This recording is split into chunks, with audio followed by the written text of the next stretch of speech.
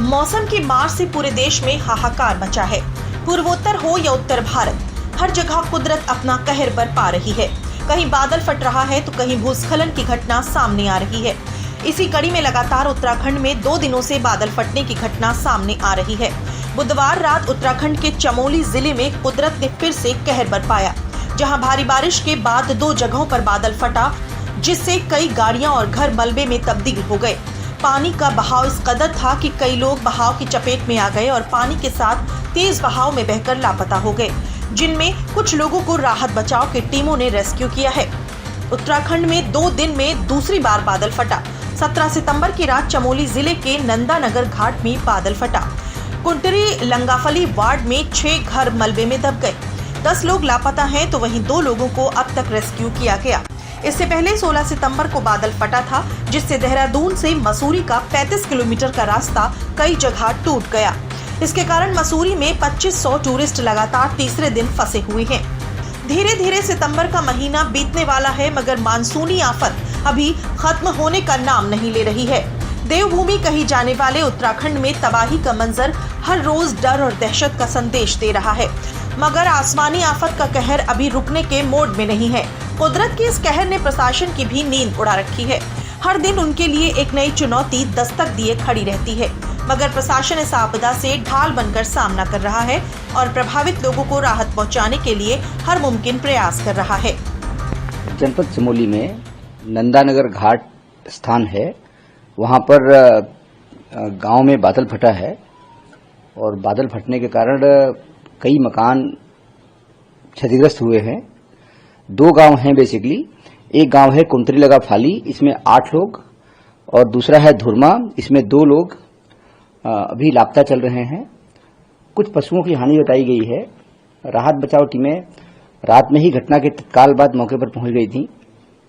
उनके द्वारा राहत बचाव कार्य किया जा रहा है और बाकी टीमें भी रास्ते में जा रही हैं, लेकिन नंदप्रयाग और घाट के बीच में 6 स्थानों पर रास्ता बाधित हुआ है। इसके कारण अन्य टीमों को पहुंचने में विलंब हो रहा है।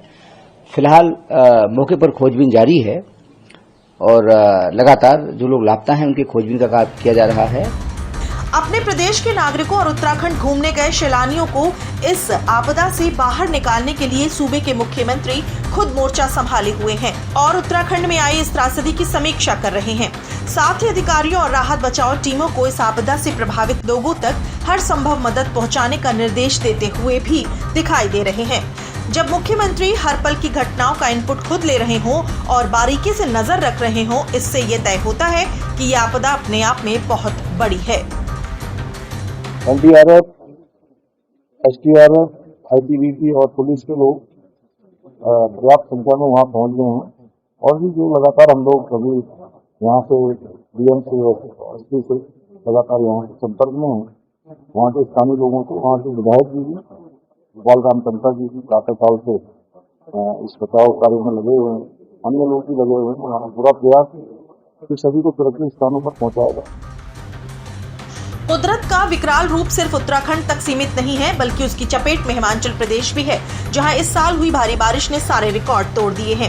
वहां भी स्थिति उत्तराखंड से कम नहीं है। हर तरफ पानी ही पानी दिखाई दे रहा है और जनजीवन पूरी तरह से अस्त व्यस्त है। हिमाचल में इस बार बाढ़ से अब तक सैकड़ों से ज्यादा लोगों की मौत हो चुकी है, जबकि हजारों लोग अपने घरों से पलायन कर चुके हैं। एक नजर हिमाचल प्रदेश में आई बाढ़ से नुकसान पर। हिमाचल प्रदेश में मानसून का कहर लगातार जारी है। राज्य आपदा प्रबंधन प्राधिकरण के अनुसार 20 जून से अब तक 419 लोगों की जान जा चुकी है। इनमें 237 मौतें बारिश के कारण हुई हैं, जिनमें लैंडस्लाइड, बादल फटना, बिजली गिरना शामिल है, जबकि 45 लोग अब भी लापता बताए जा रहे हैं। भारी बारिश, बादल फटने और भूस्खलन के कारण 4,582 करोड़ रुपए की संपत्ति का नुकसान हुआ है, जिनमें 1,502 घर पूरी तरह से क्षतिग्रस्त हैं और 6,316 गौशालाएं तथा 594 दुकानें शामिल हैं। देश के अलग अलग राज्यों से भारी बारिश से आई बाढ़ और खतरों के निशान से ऊपर बहती हुई नदियों की तस्वीरें हर किसी को बेचैन कर रही हैं। खतरनाक बाढ़ से आई त्रासदी का असर आम लोगों पर तो पड़ ही रहा है, साथ ही पशुओं को भी इसका सामना करना पड़ रहा है। ऐसे में हर किसी को प्रकृति के रौद्र रूप के थमने का इंतजार रहेगा।